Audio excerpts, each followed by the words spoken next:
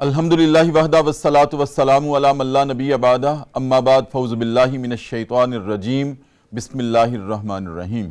السلام علیکم ناظرین، صبح کی پرنور ساعتوں میں سعادت کی گھڑیوں میں پبلک نیوز ٹی وی چینل پر پروگرام صدائے قرآن لے کر ڈاکٹر محمد طاہر مصطفیٰ آپ کی خدمت میں حاضر۔ ناظرین کرام، آج پروگرام صدائے قرآن کا جو ہمارا سبق ہے وہ قرآن کریم کا 5واں پارہ ہے، سورہ النساء ہے، اور آیت نمبر 101 سے لے کر 104 تک کے مضامین ہماری گفتگو کا موضوع ہوں گے۔ تو آئیے ناظرین کرام، سب سے پہلے آج کے سبق کی ہم تلاوت سماعت کرتے ہیں امام حرمین شریفین قاری عبدالرحمن السدیس کی آواز میں۔ بسم اللہ الرحمن الرحیم۔ اور جب تم لوگ سفر کے لیے نکلو تو اس میں کوئی گناہ کی بات نہیں ہے کہ اگر تم نماز میں قصر کر لو، خاص طور پر اس وقت جب تمہیں اندیشہ ہو کہ کافر تمہیں ستائیں گے اور وہ کھلم کھلا دشمنی پر اترے ہوئے ہیں۔ اے ہمارے حبیب، جب آپ اہل ایمان کے درمیان موجود ہوں اور حالت جنگ ہو، اس دوران اگر آپ انہیں نماز پڑھانے کے لیے کھڑے ہوں تو چاہیے کہ ان میں سے ایک گروہ آپ کے ساتھ کھڑا ہو جائے اور وہ اسلحہ سے لیس بھی ہو۔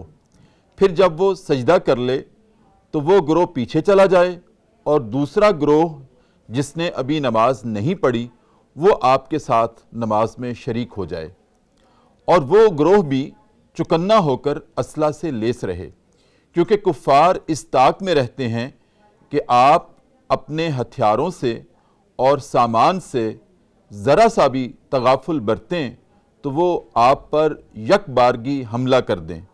اور ہاں، اگر آپ بارش کی وجہ سے یا کسی بیماری کی وجہ سے دقت محسوس کریں تو اسلحہ اتار بھی سکتے ہیں، اس میں کوئی حرج نہیں ہے، مگر پھر بھی چکنے ضرور رہنا ہے۔ آپ یقین رکھیں، اللہ نے کافروں کے لیے رسوا کن عذاب تیار کر رکھا ہے۔ پھر جب نماز سے فارغ ہو جائیں تو کھڑے ہوئے، بیٹھے ہوئے اور لیٹنے کی حالت میں اللہ کو یاد کرتے رہو، اور جب کچھ اطمینان اور سکون نصیب ہو جائے تو باقی نماز پوری کر لو۔ لوگو، آگاہ رہو، نماز اپنے وقت مقررہ پر ہی فرض ہے۔ اس گروہ کے تعاقب میں کمزوری نہ دکھاؤ۔ اگر آپ تکلیف اٹھا رہے ہیں تو آپ کی طرح وہ بھی تکلیف اٹھا رہے ہیں، لیکن آپ اللہ رب العزت سے اس فیضان کے امیدوار ہیں جس کے وہ امیدوار نہیں ہیں۔ اللہ سب کچھ جانتا ہے اور حکمت والا ہے۔ ناظرین کرام، یہ ہمارا آج کا سبق ہے پروگرام صدائے قرآن میں، اور ابتدا جو ہو رہی ہے اس سبق کی وہ ہے کہ جب آپ سفر کی حالت میں ہوں اور جنگ کے دوران ہوں تو نماز کو قصر کر لیا کرو۔ ناظرین کرام، قصر سے کیا مراد ہے؟ اس سے پہلے میں یہ عرض کروں گا کہ نماز اللہ رب العزت کی واحد وہ عبادت ہے جس میں استطاعت کی شرط نہیں ہے اس کی ادائیگی میں۔ باقی تمام عبادات پر اگر ہم ایک طائرانہ نظر ڈالیں تو نماز کے علاوہ روزہ ہے، یہاں بھی استطاعت کی شرط ہے۔ اگر آپ بیمار نہیں ہیں، تندرست ہیں اور مقیم ہیں تو روزہ رکھنا ہے۔ اگر آپ مسافر ہیں تو روزہ مؤخر کیا جا سکتا ہے۔ اگر آپ بیمار ہیں تو اس کا کفارہ دیا جا سکتا ہے۔ اسی طرح سے ناظرین کرام، زکوٰۃ ہے، وہ بھی اگر آپ صاحب نصاب ہیں تو زکوٰۃ دیں گے، اگر نہیں ہیں تو آپ پر فرض نہیں ہے۔ اسی طرح سے ناظرین کرام، حج ہے، وَلِلَّهِ عَلَى النَّاسِ حِجُّ الْبَيْتِ مَنِ اسْتَطَاعَ إِلَيْهِ سَبِيلًا۔ لوگو، اگر تم اپنے گھر سے میرے گھر تک یعنی بیت اللہ تک جسمانی اعتبار سے اور مالی اعتبار سے آنے جانے کی استطاعت رکھتے ہو تو پھر تمہارے لیے لازمی ہے کہ میرے گھر کا حج کرو۔ ناظرین کرام دیکھیں، روزے میں بھی استطاعت، زکوٰۃ میں بھی استطاعت، حج میں بھی استطاعت، لیکن نماز واحد وہ عبادت ہے جس میں اللہ رب العزت نے اس کی پابندی سے ادائیگی کے تناظر میں کوئی استطاعت کی شرط نہیں رکھی، بلکہ حکم یہ ہے کہ تم نے نماز ہر صورت ادا کرنی ہے۔ ہاں، اگر کوئی ایسا معاملہ ہے، کوئی مجبوری کا معاملہ ہے، پانی نہیں ملتا تیمم کر لو، بیمار ہو کھڑے نہیں ہو سکتے بیٹھ کے پڑھ لو، اور بیٹھ کے نہیں پڑھ سکتے لیٹ کے پڑھ لو۔ اور اسی طرح سے ناظرین کرام، اللہ رب العزت کا آج کے سبق میں حکم یہ ہے کہ اگر تم سفر میں ہو، نماز کو ترک نہیں کیا جا سکتا، ہاں اس کے فرض آدھے کر لو۔ قصر سے یہ مراد ہے جہاں 2 فرض فجر کے ہیں وہ 2 ہی رہیں گے، مغرب کے 3 فرض وہ 3 ہی رہیں گے، ظہر کے 4 فرض، عصر کے 4 فرض اور عشاء کے 4 فرض، ان کو آدھا کر لو، صرف 2 فرض پڑھ لو، اور باقی جو مؤکدہ سنتیں ہیں وہ بھی غیر مؤکدہ ہو جائیں گی، اور جو غیر مؤکدہ تھیں وہ نوافل ہو جائیں گے۔ آپشنل ہے، پڑھ لیں ثواب ہے، نہ پڑھے گناہ نہیں ہے، لیکن ظہر کا وقت ہے، سفر کی حالت میں ہیں، تو آپ نے ہر صورت میں بے شک 2 فرض پڑھ لو، لیکن ترک نہیں کی جا سکتی نماز۔ ناظرین کرام، یہ آج کا حکم ہے، اور اللہ رب العزت کی طرف سے تخفیف ہے مجبوری کے حالات میں، مشکل حالات میں۔ یہی تو اس دین اسلام کا امتیاز ہے، تخصص ہے، کہ انسانوں کی مجبوریوں کو بھی سامنے رکھا ہے، مشکلات کو بھی سامنے رکھا ہے، اور اس کے مطابق اپنے احکام شریعہ میں رعایات بھی، تخفیفات بھی کر دی ہیں۔ ناظرین کرام، یہ تھا حکم کہ قصر نماز کر لو، فرضوں کو آدھا کر لو، 4 کو 2 کر لو۔ لیکن ناظرین کرام، اس تناظر میں اگر ہم مزید غور کریں تو بہت سارے ایسے سوال ہیں جن کا جاننا ہمارے لیے بہت ضروری ہے، اور وہ آج کے پروگرام میں اس پر ہم گفتگو کرنے والے ہیں۔ مثلاً یہ کہ سفر میں اللہ رب العزت نے نماز میں قصر کی اجازت تو دے دی، اختصار کی اجازت تو دے دی، لیکن سوال پیدا ہوتا ہے کہ سفر کی تعریف کیا ہے؟ سفر کہتے کس کو ہیں؟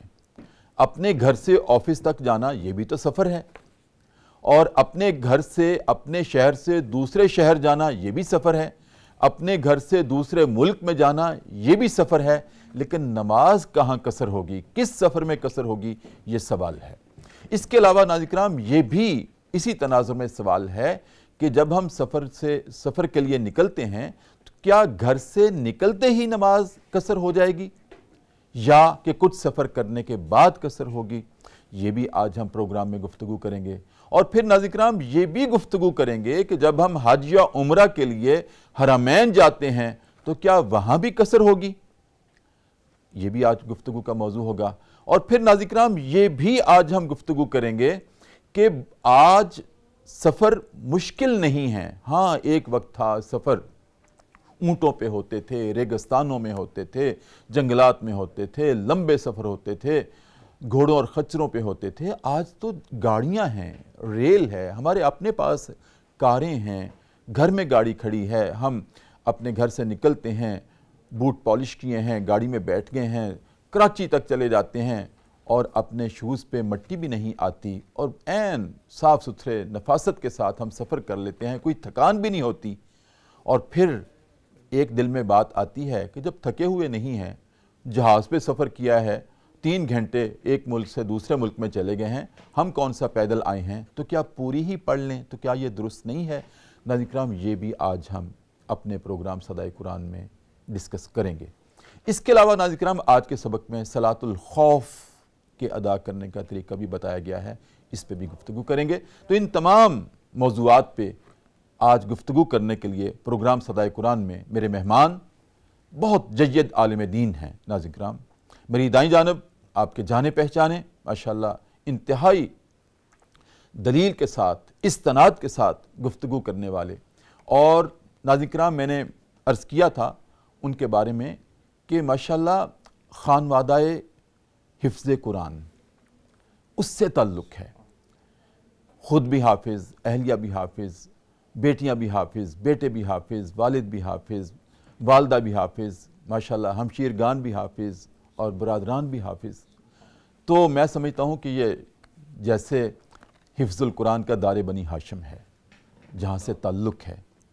میری مراد ہے ناظرین کرام جناب ڈاکٹر سمیع اللہ فراز، آپ پی ایچ ڈی ڈاکٹر ہیں، عالم دین ہیں، اور عالم دین ہونے کے ساتھ ساتھ ڈاکٹریٹ کی ڈگری حاصل کرنے کے ساتھ آپ پوسٹ ڈاکٹریٹ کی ڈگری بھی رکھتے ہیں۔ السلام علیکم۔ وعلیکم السلام ورحمۃ اللہ۔ بہت شکریہ ڈاکٹر صاحب، کیسے مزاج ہیں؟ الحمدللہ، اللہ کا احسان۔ اور ناظرین کرام، میری بائیں جانب ماشاءاللہ پروگرام صدائے قرآن کا مستقل حصہ ہیں، آپ عالم دین بھی ہیں، آپ مفتی بھی ہیں، اور ماشاءاللہ اتنی نفیس گفتگو کرتے ہیں اور نفیس شخصیت ہیں، خوش لباس ہیں اور خوش گفتار ہیں، اتنے محاسن ہیں ان کے کہ عالم دین ہونے کے ساتھ ساتھ حالات پہ گہری نظر ہے، اور آپ خطیب بھی ہیں، آپ امام بھی ہیں، اور آپ ادیب بھی ہیں، انتہائی خوبصورت عالمانہ گفتگو کرتے ہیں۔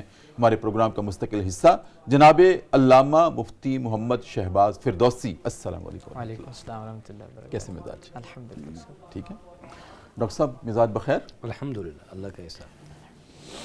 پروگرام کا مقدمہ آپ کے سامنے رکھا، اور جب میں دیکھتا ہوں کہ بہت علمی پروگرام ہوتا ہے تو پھر آپ جیسے اور مفتی صاحب جیسے اصحاب کو آپ کی دعوت ذرا دیتا ہوں۔ نوازی، آپ کی نوازش۔ تو جیسے میں نے عرض کیا مقدمے میں بھی کہ خاص طور پر جو آغاز ہوتا ہے آج کے سبق کا پروگرام صدائے قرآن میں، وہ قصر نماز سے ہوتا ہے۔ اللہ رب العزت نے جب بھی ہماری کوئی مجبوری دیکھی، مشکلات دیکھی، مصائب دیکھے، آلام دیکھے، تو اپنے احکام میں تخفیف کر دی بے شک، تاکہ ہمارے لیے آسانی ہو جائے۔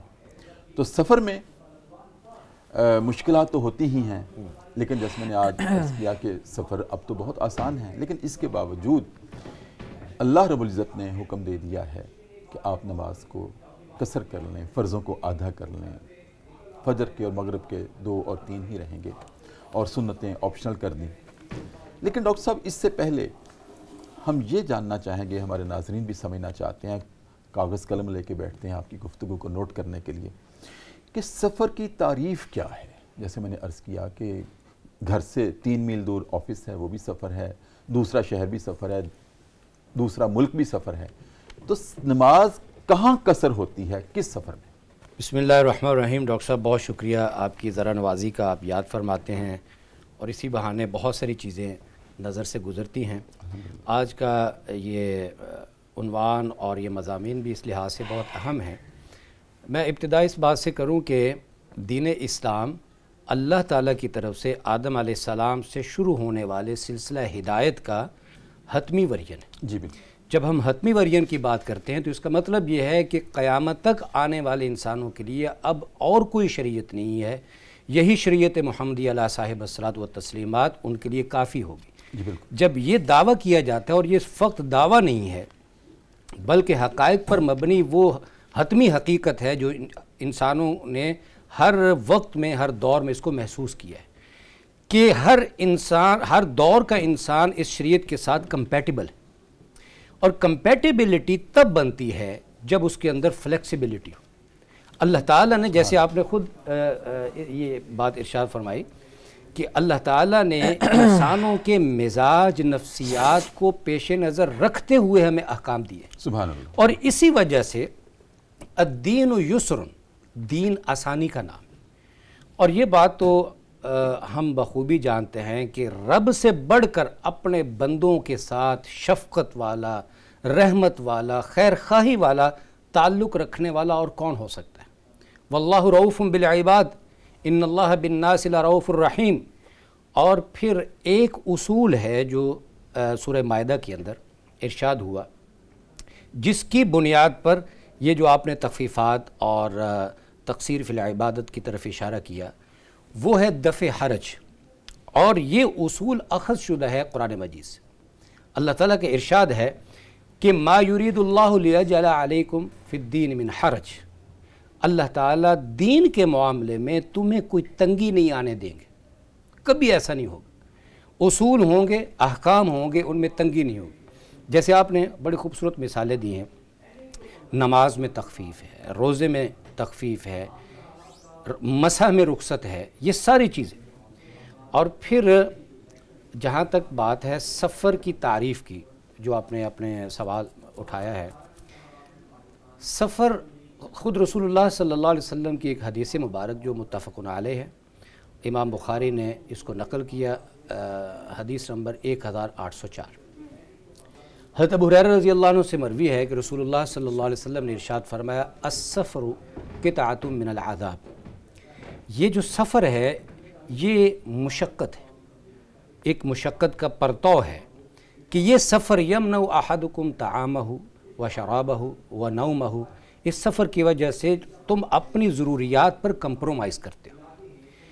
چنانچہ جب یہ ایک تکلف یا تکلیف ہے اور مشقت ہے تو آپ صلی اللہ علیہ وسلم نے ایک ہمیں پر حکمت ہدایت بھی ارشاد فرمائی، جو اسی حدیث کا جملہ ہے۔ ارشاد فرمایا کہ جب تم اپنی ضرورت کو پورا کر لو تو تمہیں چاہیے کہ اس سفر سے جلد تم اپنے اہل و عیال کی طرف واپس پلٹ جاؤ، یعنی اس سفر کو جتنا مختصر ہو سکتا ہے کرو۔ اس سے یہ بات معلوم ہوئی کہ سفر انسان اپنی ذاتی حاجت کے لیے کرے، اپنے خاندان کی ضرورت کے لیے کرے، اپنے کاروبار کی ضرورت کے لیے کرے، اپنے کسی شرعی امر کے لیے کرے، یا کسی شرعی حکم کی بجا آوری کے لیے کرے، کسی انسان کے حق کو ادا کرنے کے لیے کرے، ایسا تمام جو سفر ہوگا وہ یعنی اس میں اپنا وقت لگانا، اپنی توانائی لگانا، وہ سفر کہلائے گا۔ لیکن سفر کی ایک حد ہے، ہم ہر ٹریول کو، ہر جرنی کو ہم سفر نہیں کہہ سکتے۔ اچھا، سفر شرعی ایک اصطلاح ہے جو فقہا نے احادیث طیبہ کی روشنی میں اور قرآن مجید کی ان آیات قصر کی روشنی میں نکال لی ہیں، وہ سفر شرعی کہلاتا ہے۔ تو یہاں پر سفر سے مراد وہ سفر شرعی ہے۔ اچھا، تو اس کی آگے تفصیلات ہیں، آگے گفتگو میں آتی ہیں۔ چلیں سفر شرعی کی ہم تعریف پوچھتے ہیں صاحب سے۔ علامہ صاحب کیسے مزاج ہیں؟ الحمدللہ، بہت شکریہ، پروگرام صدائے قرآن میں ایک مرتبہ پھر آپ سے ملاقات ہو رہی ہے۔ ڈاکٹر صاحب نے جہاں اپنی بات کا اختتام کیا ہے وہ یہ ہے کہ بے شک ہم اپنے گھر سے دفتر میں جاتے ہیں، ملازمت کے لیے جاتے ہیں، عزیز و اقارب کے پاس جاتے ہیں تو تمام اسفار ہی ہیں، بے شک، لیکن ایک ہے سفر شرعی جہاں پر اللہ رب العزت نے نماز قصر کی ہمیں رعایت دی ہے۔ تو میں چاہتا ہوں سفر شرعی آپ وضاحت فرمائیں ہمارے ناظرین کے۔ بسم اللہ الرحمن الرحیم، الحمدللہ منشی الخلق من عدمی ثم الصلاة علی المختار فی القدم مولا صلی وسلم دائما ابدا علی حبیبک خیر الخلق کلہم۔ ڈاکٹر صاحب آپ کا بہت شکریہ، سلامت۔ آپ نے اس خوبصورت صدائے قرآن پروگرام میں گفتگو کرنے کا، کچھ علم سیکھنے اور سکھانے کا موقع فراہم کیا۔ اللہ تعالیٰ یہ پروگرام آپ کے لیے، آپ کے تمام ساتھیوں کے لیے، آپ کے ناظرین و سامعین کے لیے، سب کے لیے دنیا اور آخرت میں کامیابی کا ذریعہ بنائے۔ آپ نے سفر شرعی کے بارے میں جو سوال کیا، دور حاضر میں بہت زیادہ سمجھنے کی حاجت ہے۔ جو سفر شرعی ہے اس میں ائمہ مجتہدین کے درمیان اختلاف ہے، اور اس اختلاف کی وجہ سے پھر آگے امت میں بھی اختلاف ہے۔ ہم چونکہ احناف ہیں اور امام اعظم ابو حنیفہ رحمۃ اللہ تعالی علیہ کے مقلد ہیں، ان کے نزدیک جو سفر شرعی کی مقدار انہوں نے ذکر کی وہ 57 میل ہے، 57 میل، اور میل کے اعتبار سے انہوں نے اس بات کو ذکر کیا کہ 57 میل ہے، 40 میل کی بھی روایت ہے۔ امام شافعی رحمۃ اللہ تعالی علیہ وہ فرماتے ہیں کہ 48 میل جو سفر ہوگا وہ سفر شرعی ہوگا۔ اچھا، اب میل کے اندر جب اختلاف ہوا تو ظاہر ہے میل کے اختلاف سے کلومیٹر کے اندر بھی اختلاف ہوگا۔ جو احناف کے نزدیک جو انہوں نے فرمایا کہ 57 میل یہ سفر شرعی کی مقدار ہے، جی، اس کو اگر کلومیٹر کے حساب سے دیکھیں تو وہ 92 کلومیٹر، وہ 92 کلومیٹر کی مسافت بنتی ہے۔ یعنی امام اگر اعظم کے نزدیک، امام اعظم ابو حنیفہ رحمۃ اللہ تعالی علیہ کے نزدیک، اور امام شافعی کے نزدیک جو انہوں نے 48 میل کا فرمایا، ان کے مطابق یہ 82 کلومیٹر، 82 کلومیٹر کا یہ سفر جو ہے یہ سفر شرعی بنتا ہے۔ ٹھیک ہے، تو جو امام شافعی کے مقلد ہیں ان کے نزدیک 82 کلومیٹر اور احناف کے نزدیک 92 کلومیٹر۔ اگر کوئی شخص کرنے کا ارادہ کرتا ہے، جب وہ اپنے گھر سے نکلے گا، اپنے گھر سے نکلنے کے بعد پھر وہیں سے وہ اپنی قصر نماز کا آغاز نہیں کر دے گا۔ ہاں، میں یہ جب وہ نکلے گا اپنے گھر سے تو اگر گاؤں کا رہنے والا ہے تو گاؤں کی حدود سے باہر نکلنے پر، اور اگر شہر کا رہنے والا ہے تو شہر کی حدود سے باہر نکلنے پر جب وہ حدود شہر سے باہر نکل جائے گا پھر وہ اپنی قصر نماز کا آغاز کرے گا. بالکل ٹھیک. یہ بڑا اہم سوال تھا کیونکہ آپ بعض اوقات ایسے ہوتا ہے کہ ہم سفر کے لیے نکلتے ہیں, دوسرے شہر جانا چاہتے ہیں, لاہور سے اسلام آباد جانا چاہتے ہیں, تو 5 منٹ بعد نماز کا وقت ہو گیا, ہم کہیں رکے لیکن ابھی تو ہم شہر کے اندر ہی موجود ہیں, تو وہ پوری نماز بھی پڑھنی ہوگی اس دوران. جب شہر سے باہر نکل جائیں گے یا گاؤں سے باہر نکل جائیں گے پھر قصر کی اپلیکیشن ہوگی. ٹھیک ہے ڈاکٹر صاحب, کتنے دن سفر میں رہیں تو قصر نماز رہے گی؟ جی میں علامہ صاحب کی بات کو تھوڑا سا اور آگے بڑھاؤں, اور اس میں یہ بھی ایڈ کرنا چاہوں گا, یہ جو اختلاف ہوا ہے فقہاء کے درمیان اس کی وجہ کیا ہے؟ چونکہ یہ تو جو اقوال جیسے علامہ صاحب نے بیان کیے وہ میل میں ہوں یا کلومیٹرز میں, حدیث کے اندر نہ میل کا لفظ ہے نہ کلومیٹر کا لفظ. اچھا. احادیث صحیحہ کے اندر 3 دن اور 3 راتوں کی مسافت, اچھا, وہ سفر کہلائے گا, سفر شرعی. اچھا. اور ثلاثۃ ایام و لیالیہن, یہ سفر شرعی کی وہ مقدار ہے جو رسول اللہ صلی اللہ علیہ وسلم نے طے کی. اچھا. 1 دن 1 رات کا سفر وہ مقیم ہی سمجھا جائے گا, اسی روایت کے الفاظ میں آپ کو بتا رہا ہوں. 3 دن 3 راتوں کی مسافت کا جو سفر ہے وہ سفر شرعی ہوگا. ٹھیک. اچھا, اب حدیث کے اندر نہ میل کا لفظ ہے نہ کلومیٹر تو اس وقت ہوتے نہیں. جی. اس وقت مقامی طور پر جو پیمانے تھے سفر کو ماپنے کے, بنیادی پیمانہ تھا فرسخ. جی. فاراسین اور خا, فرسخ. 1 فرسخ 3 میل کا ہوتا ہے. آج کے زمانے میں اگر آج کا میل اور تب کا فرسخ اگر اس کی پیمائش کی جائے تو 3 میل کا 1 فرسخ. ٹھیک ہے. اور 4 فرسخ کا 1 برد. اچھا. یہ وہ پیمانے ہیں جو صحابہ کے زمانے میں چلتے تھے. ٹھیک. یعنی 4 برد وہ طے کیے لوگوں نے اس وقت, جیسے آپ نے تقدیم میں بھی فرمایا تھا کہ اس وقت جو ذرائع سفر تھے یا پیدل تھا یا سواری پر تھا. ٹھیک. اور سواری بھی زیادہ تر اونٹ تھے. جی. اب اس بات کی پیمائش کی گئی کہ 3 دن 3 راتوں میں کوئی شخص اپنی ضروریات کے ساتھ, اس نے حاجت کے لیے بھی رکنا ہے, کھانے کے لیے بھی رکنا ہے, تو 3 دن 3 راتوں میں کتنے فرسخ چل سکتا ہے؟ اچھا. تو 12 کم از کم 17 فرسخ, 17 برد زیادہ سے زیادہ. ٹھیک ہے. اب اس کا ایوریج بنتا ہے 12 برد. 12 برد. جی. یعنی 12, 1 برد میں نے بتایا تھا 3 فرسخ ہوتے ہیں, تو اس حساب سے یہ بنے 48 میل. 1 فرسخ میں 3 میل تھے. 3 میل کا 1 فرسخ, 4 فرسخ کا 1 برد, اور 3 دن 3 راتوں میں بندہ چلتا ہے 4 فرسخ کا 1 برد. 1 برد اور 12 برد. ہاں, 48 میل. 48 میل بندہ. ٹھیک. یوں اس کو پیمانہ بنایا گیا, اور اس کی بنیاد پر جو بعد کے فقہاء ہیں انہوں نے اس کا تعین کیا کہ اتنے بردوں میں اتنے میل ہوں گے. اور بعض نے کہا کہ بعض علاقوں میں جہاں پر پہاڑی علاقے ہیں وہاں پر سفر سست ہوگا, جہاں پر ریگستانی علاقے ہیں وہاں پر سفر تیز ہوگا, اونٹ کی سواری جہاں پر بھی ہے. تو اب یہ علاقے کے تفاوت سے یہ فرق آج ہمارے سامنے آتا ہے. لیکن جیسے مولانا نے فرمایا کم از کم 48 میل, یعنی اگر کلومیٹرز میں دیکھیں 78.126 کلومیٹرز منیمم مقدار بنتی ہے, اور میکسیمم مقدار بنتی ہے 115.21 کلومیٹر. اسی میں یہ 92 کلومیٹر کا بھی قول شامل ہے.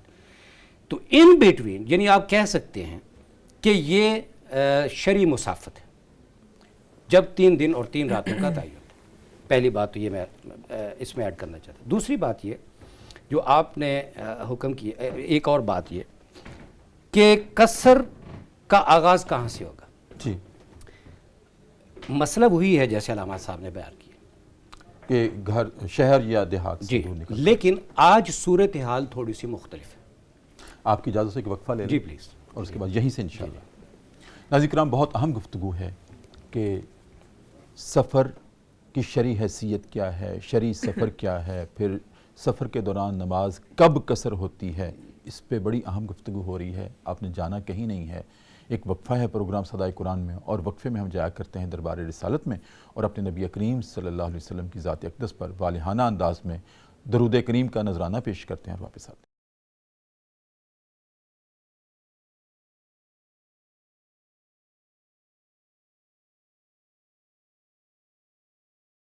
وقفے کے بعد ناظرین کرام دوبارہ آپ کی خدمت میں حاضر ہیں. صبح کی پر نور سے آتے ہیں. پبلک نیوز ٹی وی چینل ہے. ہمارا پروگرام ہے صدائے قرآن، اور الحمدللہ رب العالمین جو سفر صدائے قرآن میں ہم نے الحمد سے شروع کیا تھا، آج پہنچا ہے قرآن کریم کا 5واں پارہ ہے، سورہ النساء ہے، اور آیت نمبر 101 سے لے کر 104 تک کے مضامین ناظرین کرام آج ہماری گفتگو کا موضوع ہیں. اور اس میں خاص طور پر بڑا اہم موضوع آج زیر بحث ہے کہ سفر شرعی کیا ہے، اور نماز جو سفر میں اللہ رب العزت کا حکم ہے کہ اس کو ادا کر لیا جائے، فرضوں کو ادا کر لیا جائے، ظہر کے، عصر کے اور عشاء کے، جبکہ فجر اور مغرب کے فرض 2 اور 3 ہی رہیں گے. اس میں کیا حکمتیں ہیں، اور اس تخفیف کی جو رعایت ہمیں حاصل ہے اس کا آغاز کہاں سے ہوتا ہے، کتنے دن تک رہتا ہے، یہ ساری گفتگو ہو رہی ہے. جی ڈاکٹر صاحب آپ ارشاد فرما رہے جی تھے. میں عرض یہ کر رہا تھا کہ جیسے وقفے سے پہلے بھی اس پہ بات ہوئی کہ قصر نماز کا اطلاق کہاں سے شروع ہوتا ہے. یہ اہم مسئلہ اس حوالے سے ہے کہ چونکہ جیسے علامہ صاحب نے اس کی طرف اشارہ کیا، آج سے 50 60 70 سال پہلے جب شہروں کی آبادیاں بھی بڑی محدود ہوتی تھیں، اب تو آپ دیکھیے کہ ہمارا شہر لاہور اس وقت بھی 2 مربع کلومیٹر پر پھیلا ہوا ہے. 2 مربع کلومیٹر، یعنی اگر آپ شاہدرہ سے گجومتا تک اور اس سے آگے کی آبادیوں تک چلے جائیں، اور اسی طرح واگا سے لے کر آپ سندر تک چلے جائیں، یہ سارا ریڈیس لاہور کا ہے. جی. اور میں تو سمجھ ڈاکٹر صاحب ابھی آپ نے بہت تحدید سے کام لیا ہے. قصور تک لاہور جی ہے، گجرانوالے تک لاہور ہے. اب اگر آپ دیکھیں اور جو ٹریفک کے حالات ہیں، اگر کوئی شخص یہ قصور والی سائڈ سے 100 میل کا، ہاں وہ ریڈیس بہت زیادہ بن جاتا ہے. آپ اگر وہاں سے چلتے ہیں اور ٹریفک کی وجہ سے آپ پھنس جاتے ہیں، آپ سمجھے کہ آپ نہر پہ پہنچے ہیں، تو آپ کیا کریں گے؟ حالانکہ سفر آپ کو شروع کیے ہوئے کم از کم 1.5 گھنٹہ ہو چکا. جی.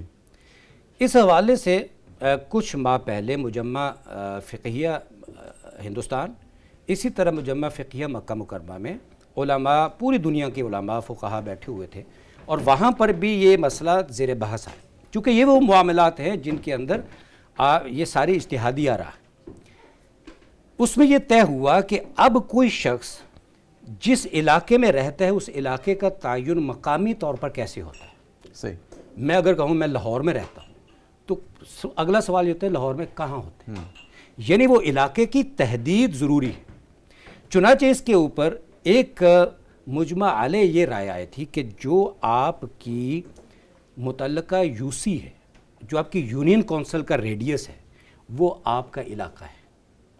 جو ہی آپ اس یو سی سے باہر نکلتے ہیں تو آپ اپنے علاقے سے باہر نکلتے ہیں. ضلع کی یا شہر کی تحدید جو ہوئی مسئلے میں، یا آبادی کی جو تحدید ہوئی، وہ بھی اجتہادی طور پر ہوئی. مدینہ منورہ اس وقت صحابہ کے دور میں کتنی آبادی تھی؟ مسجد نبوی آج کے دور کی پوری مسجد نبوی وہ مدینہ تھا، وہ مدینہ منورہ تھا. جی. آبادی اگر اتنی ہو پھر تو وہی رائے ہے جو علامہ صاحب نے ارشاد فرمائی. لیکن جب ہم ایک میٹروپولیٹن سٹی میں موجود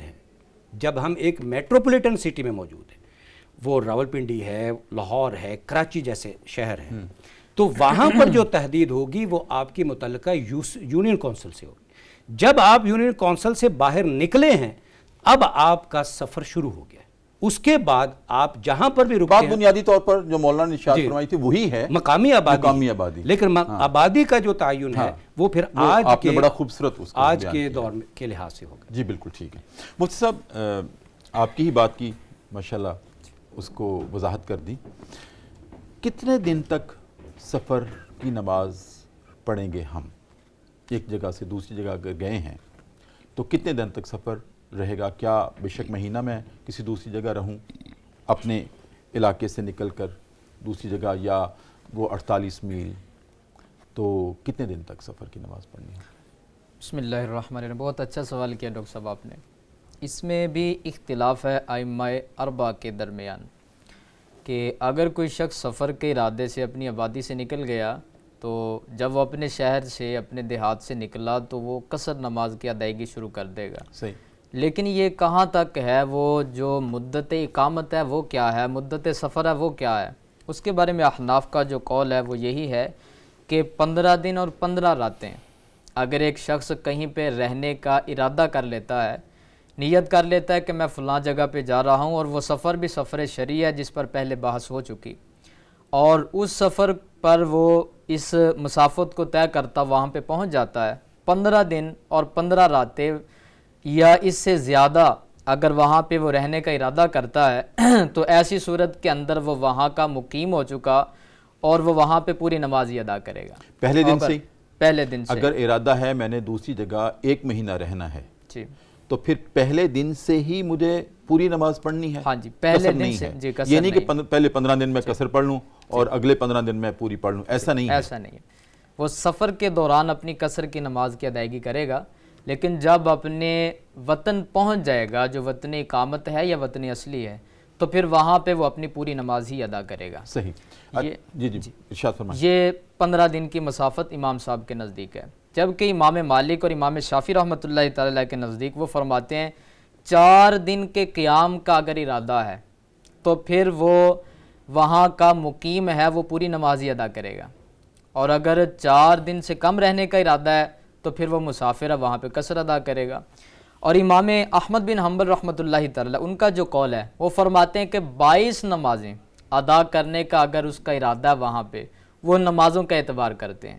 تو یہ ائمہ کی اپنی اپنی آراء ہیں, وہ اس پر اپنے دلائل بھی پیش کرتے ہیں.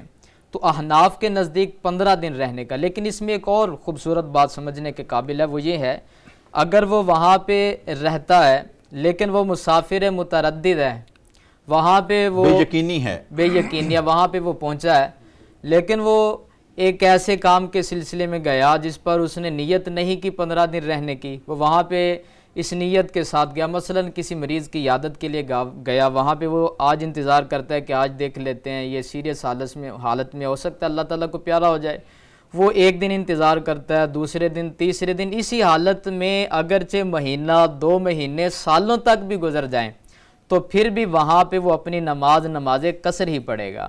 جو فرائض ہیں ان کے اندر اس کو جو تخفیف دی ہے اللہ تعالیٰ نے وہ 2 ہی پڑھے گا.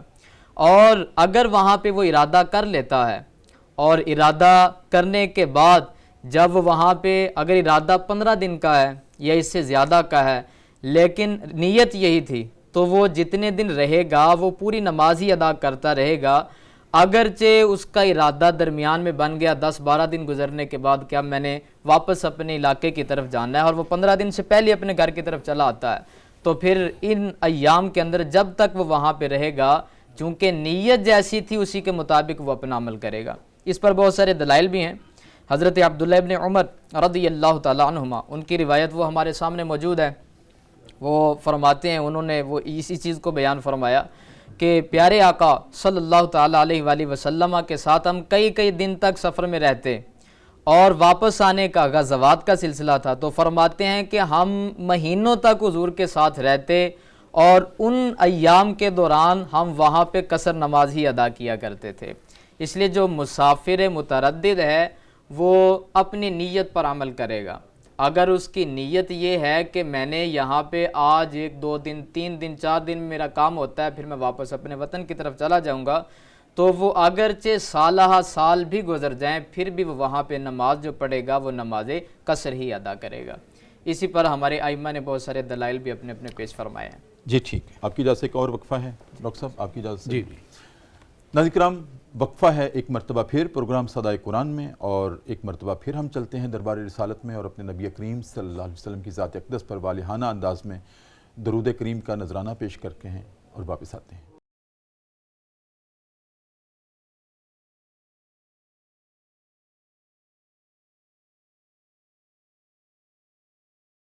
وقفے کے بعد ناظرین کرام دوبارہ آپ کی خدمت میں حاضر ہیں. صبح کی پرنور ساعتیں ہیں, پبلک نیوز ٹی وی چینل ہے, ہمارا پروگرام ہے صدائے قرآن, اور الحمدللہ رب العالمین آج ہمارا سبق ہے قرآن کریم کا 5واں پارہ ہے، سورہ النساء ہے، اور آیت نمبر 101 سے لے کر 104 تک کے مضامین ہماری گفتگو کا موضوع ہیں۔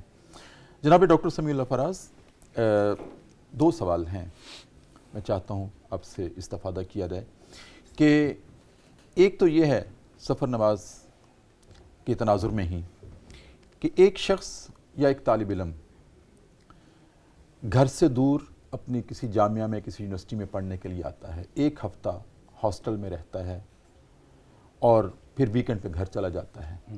اب جب وہ ویکنڈ پہ گھر جاتا ہے، مسافر کہاں ہے؟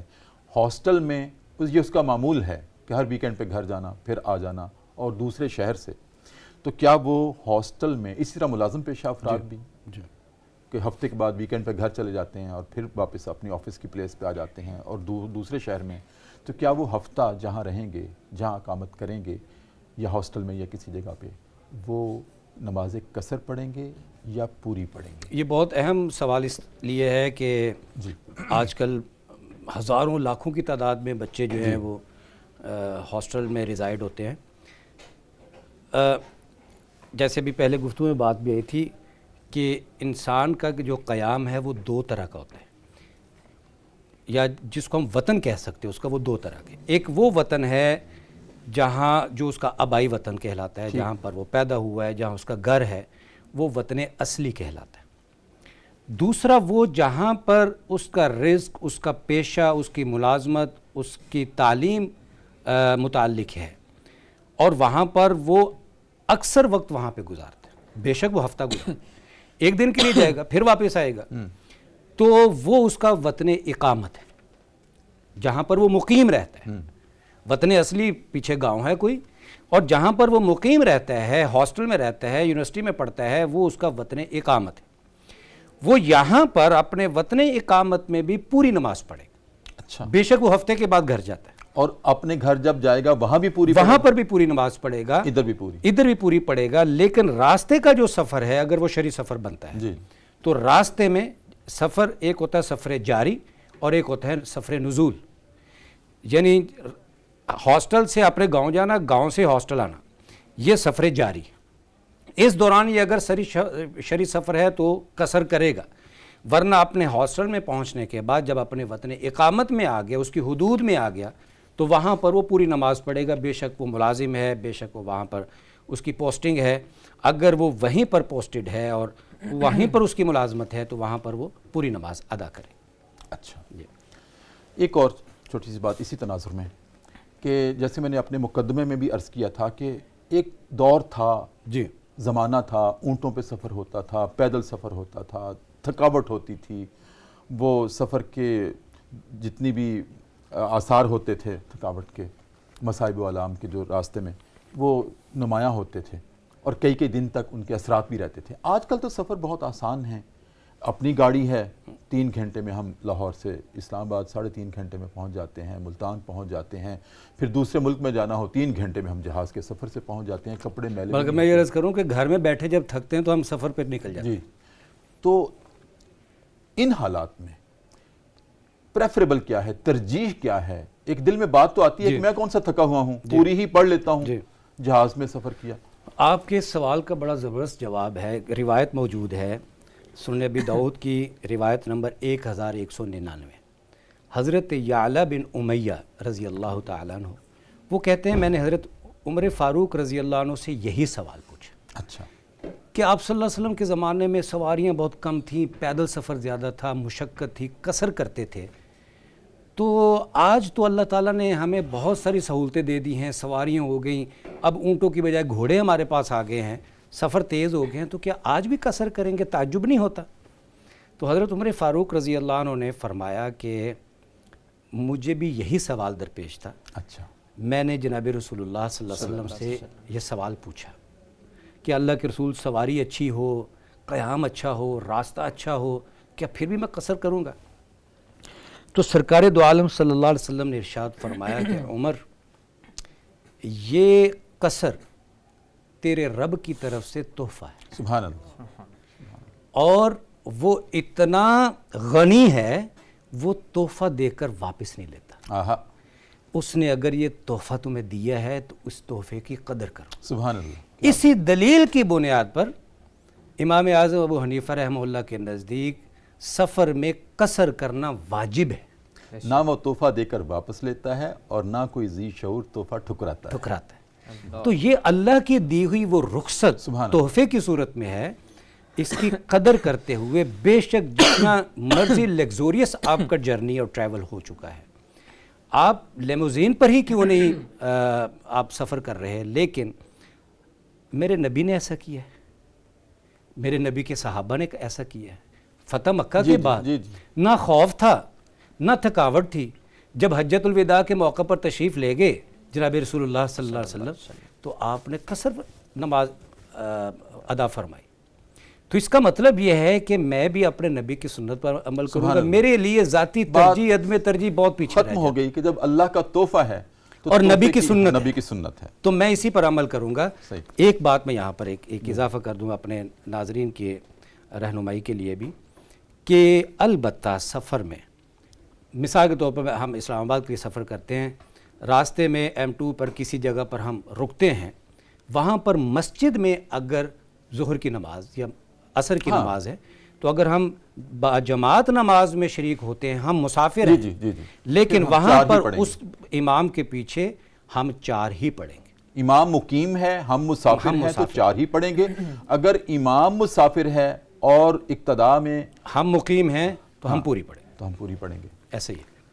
تو یہ کلیئر ہونا ضروری ہے. نہیں, اگر امام مسافر ہے اور اقتداء میں جو لوگ کھڑے ہیں وہ مقیم ہیں تو وہ امام 2 رکعتیں پڑھ کے سلام پھیر دے گا اور ہم باقی 2 اور باقی جو مقیم لوگ ہیں وہ اپنی نماز کو پورا کریں. ٹھیک.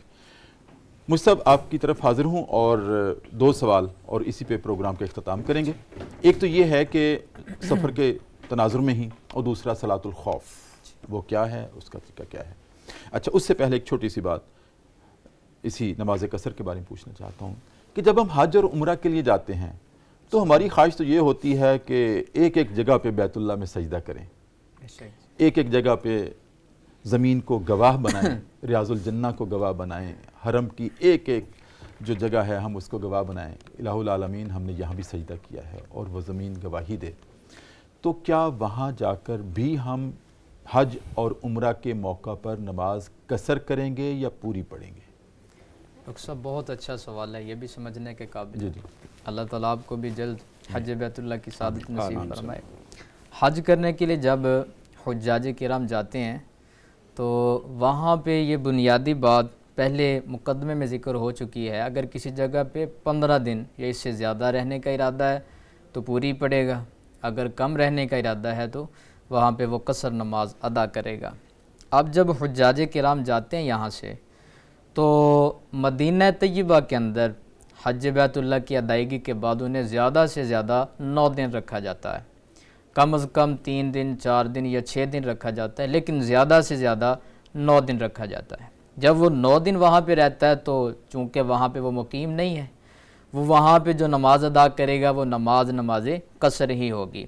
لیکن اگر سوال پیدا ہوتا ہے کہ ہم جاتے ہیں حج کرنے کے لیے مکہ مکرمہ شریف کی طرف, مثال کے طور پہ 1 ذی الحج شریف کو ہماری روانگی ہے اور ہم نے 17 یا 17 کو ہم نے وہاں سے مدینہ طیبہ جانا ہے, تو یہ جو دوران میں یہ جو ایام بنتے ہیں 15, یہ تو پورے وہاں پہ رہ رہے ہیں.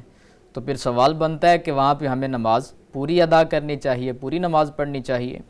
لیکن یاد رکھیے جو مینا ہے, ہم جب جاتے ہیں وہاں پہ کچھ دن ہم مکہ مکرمہ میں گزارتے ہیں, وہاں پہ بیت اللہ شریف کا طواف کرتے ہیں اور اس کے بعد سعی صفا مروہ کرتے ہیں اور بہت سارے معاملات کرتے ہیں, اور اس کے بعد ہم مینا کی طرف روانہ ہوتے ہیں. تو یہ جو مینا کا علاقہ ہے یہ حدود حرم میں داخل ہے اور شہر مکہ سے باہر ہے. اب اگرچہ اس کو ایک جدت کی وجہ سے یا وسعت کی وجہ سے وہ جو مینا ہے اس کو مکہ مکرمہ شریف کے حدود میں داخل کر دیا گیا, لیکن جب پیارے آقا صلی اللہ علیہ وسلم نے اس کو مکہ سے باہر قرار دیا تو ہم بھی اسے مکہ سے باہر ہی سمجھیں گے. اس لیے جب مکہ میں ہم ٹھہرے وہاں پہ ہم 8 دن ٹھہرے, 9 دن ٹھہرے, اس کے بعد مینا کی طرف روانگی ہو گئی. مینا کی طرف جب ہم جائیں گے وہاں پہ 6-7 دن ہم نے جو معاملات تھے وہ وہاں پہ کیے، پھر دوبارہ پھر مکہ شریف میں آ گئے، تو اب یہ جو مدت بنتی ہے یہ 15 دن نہیں بنتی، اس وجہ سے ہم وہاں پہ جو نماز ادا کریں گے وہ نماز قصر ہی ہوگی۔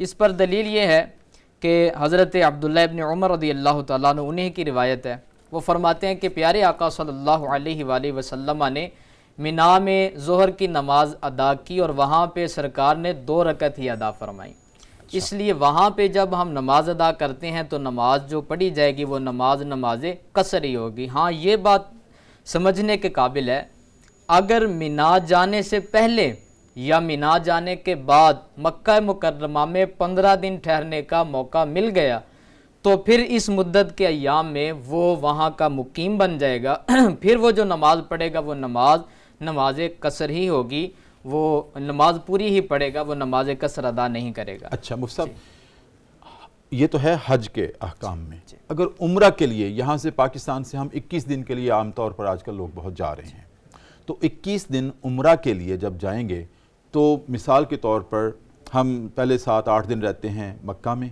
پھر ہم مدینہ میں چلے جاتے ہیں، پھر مدینہ سے واپس لوٹتے ہیں 7-8 دن، پھر 1 ہفتہ ادھر گزارتے ہیں، اس دوران کیا ہوگا؟ عمرہ شریف کے ادائیگی کے دوران یہ دن ہی کم بنتے ہیں، کچھ مکہ کے اور کچھ مدینہ کے، وہ 15 دن بنتے نہیں، اس لیے وہاں پہ نماز قصر ہی ادا کرے گا، مکہ میں بھی اور مدینہ میں بھی۔ لیکن وہاں پہ چونکہ جو نمازی جاتے ہیں وہاں پہ بعد جماعت نماز ادا کرتے ہیں، وہ وہاں کے جو ائمہ کرام ہیں چونکہ وہ مقیم ہیں، وہاں تو پوری نماز ادا کرتے پوری ہی ہیں، پڑھنی اس لیے ہوگی، پوری نماز ہی ادا کرے گا۔ تو اگر ہم مکہ میں 15 دن رہتے ہیں تو اگر 15 دن رہتے ہیں یا اس سے زائد رہتے ہیں تو پھر وہاں پہ وہ پوری نماز ہی ادا کرے گا۔ بالکل پروگرام ختم ہو رہا ہے، اگر 1-2 منٹ میں صلاۃ الخوف کے بارے میں تاکہ ہمارا سبق پورا ہو جائے۔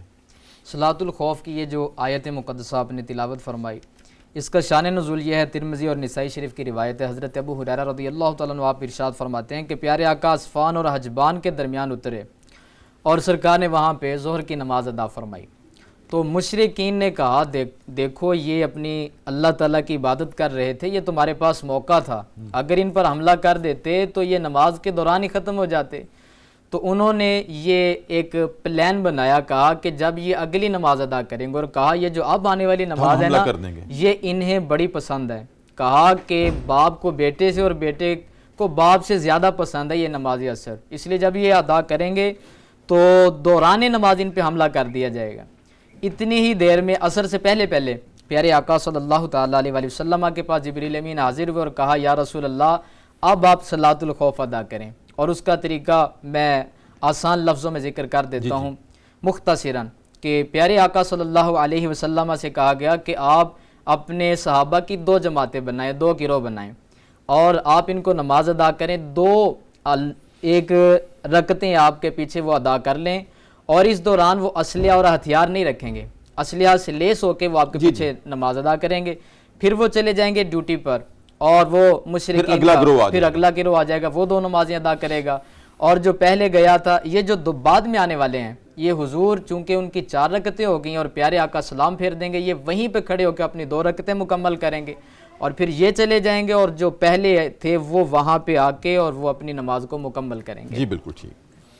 ڈاکٹر صاحب آپ کی آمد کا بہت شکریہ، مفتی صاحب آپ کی آمد کا بہت شکریہ۔ ناظرین کرام، پروگرام کا وقت تو ختم ہوا چاہتا ہے، لیکن بات جہاں سے شروع ہوئی تھی میں ختم بھی وہی کروں گا کہ اللہ رب العزت نے نماز کے معاملے میں اتنی تاکید، اتنی تلقین اور اس کی فرضیت میں اتنی شدت رکھی ہے کہ کسی بھی صورت میں نماز کی معافی نہیں ہے، بے شک جہاد کا معاملہ ہو اور کفر اور اسلام کی افواج ایک دوسرے کے سامنے برسر پیکار ہوں، تب بھی نبی کے مت والوں کو یہ ارشاد فرمایا گیا ہے کہ اے نبی آپ امامت کروائیں گے تو آپ کے شمع رسالت کے پروانے ایک گروہ آ جائے آپ کے ساتھ نماز پڑھ لے اور دوسرا لڑتا رہے جہاد کے میدان میں، پھر جب یہ چلا جائے تو وہ آ جائے، وہ آپ کے ساتھ نماز میں شریک ہو جائے۔ اس دوران بھی ناظرین کرام نماز کی معافی نہیں ہے، اور اب آپ خود اندازہ کریں، ہم اپنا خود احتساب کریں کہ ہم کتنی نمازیں ترک کر دیتے ہیں بیٹھے بیٹھے ہی، اور ہمیں اس کا احساس تک بھی نہیں ہوتا۔ ناظرین کرام اسی کے ساتھ آج کا پروگرام ختم کرتے ہیں، اللہ رب العزت سے استدعا کرتے ہیں کہ جو نماز کی فرضیت میں اللہ نے شدت رکھی ہے ہمیں اس کا احساس ہو جائے اور ہم بھی نماز پڑھنے والا نہیں قائم کرنے والے بن جائیں۔ ناظرین کرام، اپنے میزبان ڈاکٹر محمد طاہر مصطفیٰ کو اجازت دیجیے، کل تک، اور انشاءاللہ صبح اسی وقت نئے سبق کے ساتھ آپ کی خدمت میں حاضر ہوں گے۔ اللہ حافظ۔